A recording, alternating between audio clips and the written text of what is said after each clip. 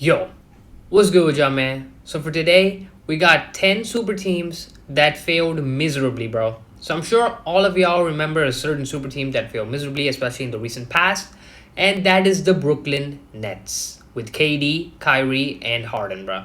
That is one of the most disappointing super teams ever, bro. Not gonna lie. And then you also had another KD-led team, which is KD, Booker, and Beal. I mean, I don't even know if it can be classified as a super team, but it was still pretty bad, bro.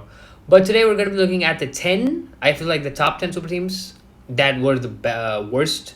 So let's take a look at this, bro. As usual, if you are new to the channel, make sure to stick around to the end. Leave a like on the video if you liked it. Subscribe to the channel, and yeah, bro, let's get Super started. team comes high expectations and the pressure of winning a championship. It is championship or bust. But it's one thing not to win the title, and a whole other thing to fail miserably and not even reach the finals or even make the playoffs. Is this the biggest failure in NBA history? These are the 10 most disappointing super teams in NBA history. Starting with the first super team ever, the 1969 LA Lakers. The 69 Lakers were the first super team not developed through the draft, when Wilt Chamberlain joined Jerry West and Elgin Baylor. Wilt was the best center in the NBA. West was the league's best shooting guard, and Elgin was the best small forward. In 1968, I thought Jerry West was a point guard. Chamberlain was the league MVP. Baylor finished third in the MVP voting, while Jerry made the second All-NBA team, averaging 26 points per game and leading the NBA in true shooting percentage. One of the saddest things that I've heard about Jerry West, not heard but seen,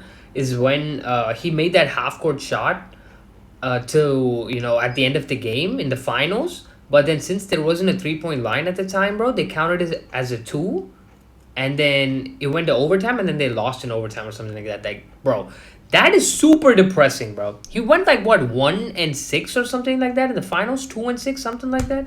Superstars joined lost against the Celtics every time. Losing to the Boston Celtics. Up to that point, Baylor had already lost in the NBA Finals 6 times. West was his teammate in 5 of those losses, while Wilt had 6 playoff losses to the C's. It was the most disgusting personal period I've ever had in my life. I wanted to win a championship, and I really didn't think that was ever going to happen. So together, they were finally supposed to dethrone Boston. And the thing is, though, I'm not going to lie to you, as great as Wood was statistically, Bill Russell always got the better of him, I feel like, bro. I'm not going to lie.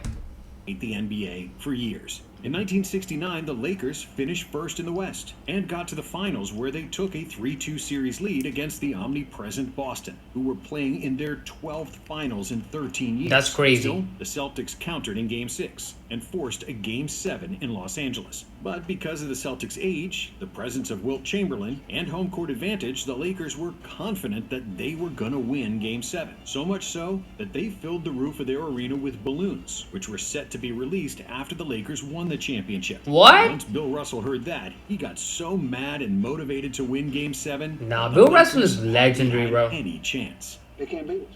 But it's going to be fun to watch them get those balloons out one at a time. Haha! Held a 15-point lead in the fourth quarter, with Wilt on the bench nursing a bad knee. Somehow the Lakers managed to cut the lead to 2 points and could have won the game. But the Celtics held strong, and those balloons never got released. That's crazy, bro. Nah, Bill Russell really is a legend, bro. Like, R.I.P. Bill Russell. There's a reason the Finals MVP trophy is named after him, bro. Bill Russell retired, and the Lakers had a golden opportunity to finally win their first championship in Los Angeles. The Lakers made the finals once again and were the favorites against New York. But thanks to the miraculous return of Willis Reed, the Knicks pulled off a magical performance in Game 7, winning their first title. That is crazy. The superstar trio was once again left empty. Yeah, he's 1-8. What in the finals? The Lakers lost to Kareem's Bucks in the conference finals. And early in the 72 season, after just 9 games, Elgin Baylor decided to retire, unable to return to form after a tough knee injury. And then, even though they no longer had 3 superstars, the Lakers started winning games. LA finished the season with 69 wins and just 13 losses, an NBA record at the time, which included a 33-game win streak. What? That still stands today. 33-game win streak? 1 month went by, 2 months went by. When you get to 17, 18, 19 wins, now people are saying, like, wow, can they ever lose? LA would go on to win the title against the Knicks, with Chamberlain winning the finals MVP. The How many chips does Wood Even though have? Wilt and Jerry West eventually got the job done, the original super team with Baylor failed to win the title. Yeah, that's which definitely is why disappointing, they bro. had to be on this list. But this wasn't the only Lakers super team that fell short of expectations. In the summer of 2003, Karl Malone and Gary Payton landed in Los Angeles, joining an already stacked roster. led But by they were Shaquille O'Neal washed, and bro. Kobe Bryant. Even though Malone and Payton were past their prime, Shaq and Kobe were still at their peak. And with 4 future Hall of Famers in the starting lineup, plus a Hall of Fame coach, everybody expected the Lakers to walk through the competition without breaking Plus they sweat. three-peated But before that. there was plenty of sweat, insults, and drama. The Shaq and Kobe feud reached an all-time high, with the two superstars literally wanting to kill each other at one point. On top of their fight, Kobe was also dealing with the court case that could have ruined his life and was missing games due to the trial. Gary Payton didn't fit in the triangle offense, Derek Fisher didn't get enough minutes, and the bench was woefully thin. Still, with all their talent, LA started the season with a 20-5 record. But then they lost Karl Malone, who missed the next 40 games due to a knee injury. However, with everybody healthy for the playoffs, the Lakers managed to get to the finals unscathed, and they were considered heavy favorites against the Detroit Pistons. But the Pistons were a brick wall. The best defensive and most physical team. The bad boy. I mean, these aren't the bad boy Pistons, but they've always been a great defensive team. In Game 3, it was all over. Detroit's brand of basketball is something that you respect and don't respect at the same time. Like, you respect it if you're rooting for them, but then if you're playing against them, bro, you really don't respect it, bro.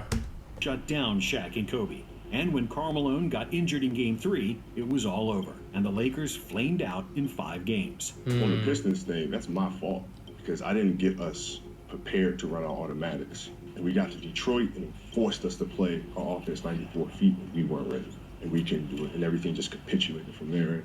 That sits with me, because we should have won that easily. After the season, Malone retired, Shaq got traded to Miami, while Payton went to Boston, and the Lakers' 4-superstar team imploded. That's not a 4-superstar team, but nah, y'all can't count that, bro. Just ask the 2014 Brooklyn Nets. Their story started in Again, can you call that a super team? I don't know. Maybe at the time, I guess people thought that was a super team. Even bigger appetite for winning. Without thinking of the future, Prokhorov and general manager Billy King quickly traded all of Brooklyn's draft picks. Bro, I'm sure people in Brooklyn consider them as terrorists, bro, for that trade. Another first pick went to Portland for Gerald Wallace, which the Blazers used a year later to select Damian Lillard. That's crazy, bro. When the team moved to Brooklyn, the Nets gave a first-rounder to the Hawks for Joe Johnson and his hefty contract. But the coup de grace of their short-sightedness, and one of the worst trades in NBA history, was made in 2013, when Billy King traded 3 first-round picks to Boston in exchange for the ancient Kevin Garnett, Paul Pierce, and Jason Terry, whose combined age was over 100 years. Bruh, that's a nasty trade. Now that we can compete for a championship, and that's our goal. On paper, the Nets had 5 all-star starters, plus a formidable bench. But in reality, all their key players were on their last legs, namely Garnett, Pierce, and Darren Williams. Brooklyn won just 44 games in the regular season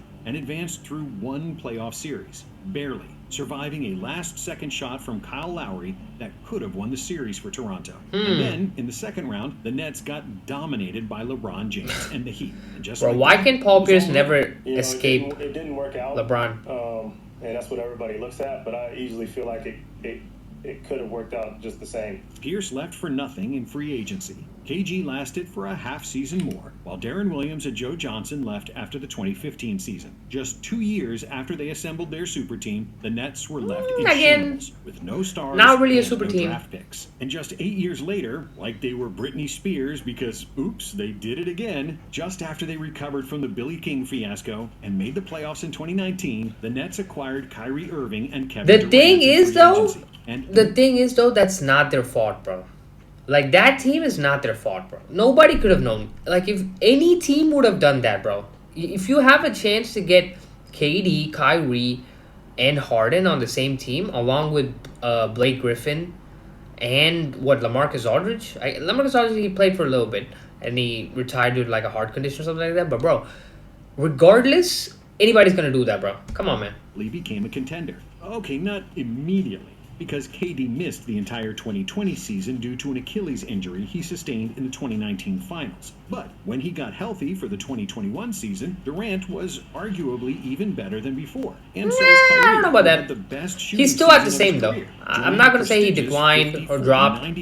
And you know what's better than 2 superstars? 3. Even though the Nets had two juggernauts and a deep roster around them, they decided to sacrifice that depth for a third star. Yeah, trading come for on, man. James Anybody Harden would. mid-season. Anybody We would. didn't think we could beat the Nets in full power. That was a team that we thought we might not be able to get past for 3 or 4 years. And despite the naysayers doubting that the three greatest ISO scorers in basketball could function ISO as a gang. team, somehow the new Brooklyn Big Three made it work. With Harden on board, the Nets could constantly play with at least one superstar on the floor. Yeah, They bro. were Honestly, absolutely such unstoppable a when all scary three 2K played together, team. scoring 120 points per 100 That is possessions, crazy. which at the time was the greatest offense in NBA history. But the joyride lasted for only 16 games. Harden's hamstring and Irving's ankle injury reduced the Nets to just one superstar, and in the second round Nah, against KD, the Bucks, 2021 it wasn't enough. KD, bro, Durant's he buzzer was beater OD. that should have sent the Nets to the conference finals was a 2 rather than a 3 because But I don't KD's think he could have toes beat were on Phoenix line. in the finals, And I feel the like. overtime of Game 7, Maybe Kyrie Brooklyn would have had come back, no I don't know. gas left in the tank, and they lost. So we get ready for next year. But they were still the title favorites coming into the 2022 season, which went wrong for so many reasons. Which had Kyrie little to vaccine, do with obviously. basketball. Due to his reluctance to get vaccinated, Irving wasn't allowed to play during another pandemic season, which led to Harden publicly demanding a trade and getting shipped to Philadelphia mid-season. When Kyrie returned, the Nets had a depleted roster, and Brooklyn got swept in the first round of the playoffs. The writing was already on the That wall. is honestly one of the lowlights of Kyrie's career, bro. The fact that, they were playing in Boston. Kyrie went off in the first game, I'm pretty sure. And then game 2, 3, and 4, he was kind of like a no-show, bro. And they got swept. It's kind of At the tough. end of the 2023 season, both Kyrie and Durant were out of Brooklyn, and the Nets hit rock bottom yet again. It was a lot of ups and downs, but I love the grind. Everybody in Brooklyn loved the grind too, so I built a family over there. They're going to always be a part of my journey. We didn't accomplish what we wanted to accomplish as far as winning a championship, just like I told him, but I enjoy the grind. And everybody there, we tried our hardest every day, regardless of what was going on in the media, what was going on with our teammates. And even though he's usually the first person to criticize super teams, Charles Barkley was Oh, yeah, once Charles Barkley on the opponent, Rockets, and yeah. it didn't end well. I would never join a super team, ever. In 1996, Barkley joined the Houston Rockets, who already had Hakeem Olajuwon and Clyde Drexler. All Nah. three future Hall of I mean, Famers Clyde had and already celebrated their Charles 35th Barkley were kind of birthday and washed. were on the back ends of their prime. However, they still had enough juice left for one last hurrah. At least, it looked that way when the Rockets got past the Timberwolves and the Supersonics in the first 2 rounds of the 1997 playoffs. But then they faced the Utah Jazz in the conference finals, in a tough, physical, and very even series. The series went all the way to Game 7, where Houston had a chance to win. But John Stockton hit a buzzer-beating 3 that sent the Jazz to the finals. Wait, nah! Bro! A buzzer beat... No, why have I never seen this? A buzzer beater in a Game 7 Western Conference Finals, bro? This dude was cold! Yo, I got goosebumps, bro. Why have I never seen this? Why is this not posted more often, bro? Game-winning buzzer beater? No. I gotta watch highlights of this game, bruh. In 1998, Charles Barkley got hurt, and the Jazz defeated the Rockets once again. After that season, Drexler retired, and his replacement was the most accomplished sidekick in the league, Scottie Pippen. Scottie We Pippen. got a nice little nucleus, but we need a star to push us to that next level. You know, a guy like a Scottie Pippen is the perfect guy. Pip wanted to prove that he could win without Jordan, and he wanted to be the man on a team with Hakeem and Sir Charles. That didn't sit too well with Chuck, who openly beefed with Pippen. Really? The team's chemistry from the start. With Barkley and Olajuwon now past the age of 35, everything needed to go right for Houston to win. But nothing went right, and the Rockets lost in the first round of the playoffs again, thus ending their title hopes. We were a little bit older. I thought I was joining a super team to some degree, but it just didn't work out. And in more recent years, a super team was assembled that had a reigning NBA MVP, a perennial all-star who was one of the best defensive wings in the league. Honestly, plus this a team was a big generational letdown, bro. scorer Was it a who had super nearly team? reached 30,000 Exactly. points in his career. The 2018 I mean, it kind of was. Thunder It kind of was. I'm not gonna lie. Westbrook coming off an MVP season. PG coming off of Indiana. Carmelo coming off of the Knicks. stacked And They should have done better, bro. three Carmelo of really Westbrook, let them down that George, season. and Carmelo Even Anthony. PG for They that also had point. a rock-solid center in Steven Adams and excellent wing stoppers in Andre Robertson and Jared. Yeah, they had a Westbrook really and stacked George were in team. their prime and were easily in the top 10 players in the Bro, league. they lost first Carmelo round to was still only Utah, I 23, think, with a playing rookie Donovan for his Mitchell. first All-Star game. But something never clicked with that team. They won only 48 games in the regular season, 2 losses away from missing the playoffs. That is crazy. And when the playoffs started, there was no cohesion on offense, along with no defensive identity, and the Jazz smashed the Thunder. That's maybe just bad After coaching, that bro. season, Carmelo was traded to Houston, and in his place came Dennis Schroeder, a lightning-quick defensive point guard, who helped OKC's defense reach the top 5 in the league. With George playing at an MVP level, and yeah. scoring a career-high 28 points per game, it seemed like OKC Bro, had all the PG at his pieces best for is the one of my ultimate favorite players to champion. watch. But then George hurt his I hope he shoulder, comes back and stronger next after season. a while, he hurt his other shoulder. He didn't want to get surgery before the playoffs, which was admirable, but it didn't serve his team. Even though PG still averaged 28 points per game in their series against Portland, he didn't shoot the ball well. And Westbrook, who had 2 healthy shoulders, shot even worse. Bro, The Blazers crazy lost out of the straight. playoffs in 5 games, with this series-ending buzzer beater. Nah, who can forget this? Nah. After the season, Russ got traded to Houston, and George was traded to the Clippers for Shai Gilgeous-Alexander, which turned out to be a blessing in disguise. OKC is currently the best team in the NBA and is positioned to stay there for years to come thanks to that George trade, who never really delivered for the Clippers. PG came to LA in a package deal with Kawhi Leonard. Again, this is not exactly a super team. 2 big mobile defenders who could create and hit shots. I feel like I've said that a lot in this video. But, I mean, I guess at the time you could consider it a super team.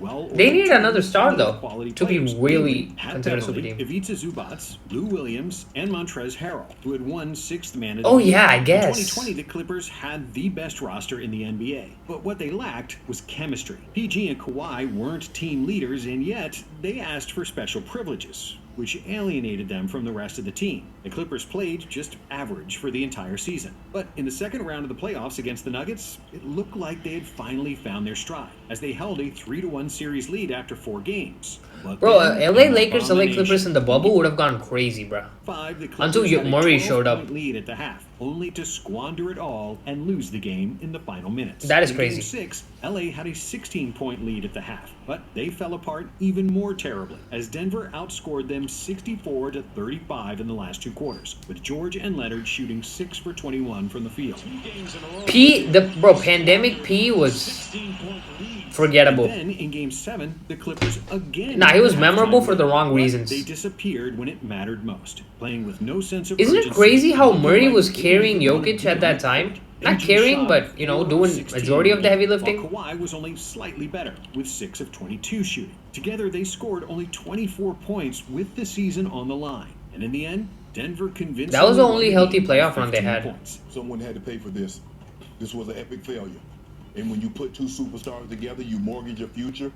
The results need to be immediate. After that fiasco, Doc Rivers got fired, and in his place came Tyronn Lue, who immediately brought better energy, better tactical adjustments, and more accountability from his biggest stars. And the Clippers looked great in the 2021 playoffs, getting past Luka and the Mavs and Utah in the second round. But against the Jazz, Kawhi went out. ACL and would miss the conference finals, where the Clippers lost 4-2 to the Suns. I really do believe if Kawhi played that series, bro, they probably could have won that, bro. I don't know if they would have won against Milwaukee, but entire 2022 season too. And in 2023, despite the arrival of Russell Westbrook, both Kawhi and George got hurt during the playoffs, and another season went down the drain. The Clippers just make me sick.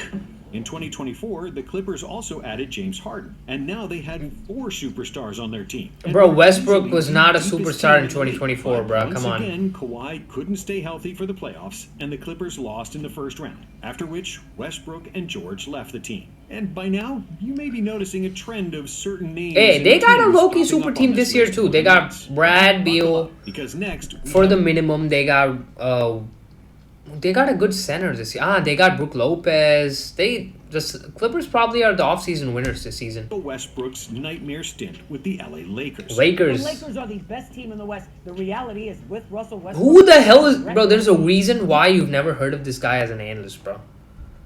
regular season. They're going to be dominant. After they won the 2020 NBA championship on the back of LeBron and Anthony Davis, the Lakers kept their team mostly intact for 2021, where they lost in the first round of the playoffs. Eager to make a change, the Lakers traded the best perimeter defense in the league for a superstar who played arguably the worst defense in NBA history. When the Lakers won in 2020, they're the third best defense in the league. Last year, even without LeBron James and Anthony Davis for a lot of the season because both had injuries, they were a top 3 defense all year long. This year, 19th. Westbrook That's crazy. was never a great defender, despite his otherworldly athleticism and lateral quickness. But with the Lakers, the dude simply didn't care and played below any standard for a player making north. Win, lose, or draw, y'all gotta have fun, bro. On defense, he would just jog in transition, ball watch rather than marking his man, and his communicating and positioning were completely off. This is Yeah, he does seem kind of lost. careless, out of control. Russell Westbrook, no conscience. Now, if Russ was making it up on the other end, maybe we could shut one eye and let it slide. But that wasn't the case. Less than 30% of Westbrook's threes went in, and his free throws dipped to just 66%. The Lakers had depleted their bench to add Westbrook, who was the second most expensive player in the league, and they demanded him to be a role player. It was never a great fit stylistically either, because both Russ and Bron were at their best with the ball in their hands, surrounded by shooters. Westbrook was lost without the ball, and when you add in injuries to both AD and LeBron, this was a catastrophe waiting to happen. Sure Let's was. just get this out of the way, please. The Lakers are a national basketball atrocity. Let's just call it what it is. After a season and a half of complete misery, Russ got traded to the Clippers. They got Lakers Carmelo managed to too. regroup I can't and make forget the that. Conference finals. But that's not all, folks, because the Lakers are suckers for a super team. And in the summer of 2012, Oh, yeah, they caught Steve the Nash. biggest fish on the free agent market. Steve Nash and Dwight was Howard. the best center in the NBA, a defensive and rebounding machine who could change the game with just his presence near the rim. LA also signed a 2-time MVP in Steve Nash, and the 2 superstars joined Kobe, Pau Gasol, and Meta World Peace. Pretty sure Steve forming Nash got a injured, though. 5-star lineup. But the problem was, Nash and Howard both had back issues, and while Dwight lost a good chunk of his explosiveness, the 38-year-old Steve Nash could barely move. People just think, oh, Dwight, Kobe, Steve Nash, Pau Gasol, man, they should all be able to play well together, and it just don't always work out like that. Sometimes people just don't fit. Kobe and Pau were also getting up there in age, and midway through the season, the Lakers were struggling to secure a playoff berth. I just think philosophically, that relationship was never going to work. Everybody expected me and Kobe to be like the new Kobe and Shaq. And I'm just coming off injury. And then Kobe went to work. Bryant single-handedly refused to let the Lakers lose, and they finally started winning games. But Kobe playing 40 minutes per night at the age of 34 wasn't sustainable. On April 12, Achilles. 2013, with just 2 games remaining in the regular season, Kobe dribbled past Harrison Barnes, and then he heard a pop, and his whole world stopped. Nah. Still, he got up, walked Now, for him to the to free come throw back, line, though, and Kobe after that- made both the last 2 baskets of Kobe's prime. That Lakers team fell apart mostly because of injuries and old age. But what about a team that failed when everyone was healthy and still in their prime? Phoenix! Well, that happened to the 2024 Phoenix Suns, who had Kevin Durant, Devin Booker, and Bradley Beal, but still got swept in the first round of the playoffs. That's crazy. And then this year, they didn't even make the Trading playoffs. Chris Paul for Beal proved to be a major mistake, despite the Suns Bro, losing in the 2023 I think conference. everybody and their grandma knew that Chris Paul for Bradley Beal was a bad deal. They should have ran it back with the same team that they had the previous year and then added a couple of pieces. With Paul, KD, and Book. Even though Beal was a great scorer, when you have Booker and Durant already, you need size, energy, and defense, not more offensive firepower. And Yeah. especially not a player making $50 million a year. Now, the 2025 season is still ongoing, but the Suns are struggling, despite having the most expensive roster in NBA history. And it's more than likely that this team will end up like all the others on this list, another failed super team. Thanks for Hey. watching. And if you like this video, we have another one for you right here. That's gonna be it for the video, bruh.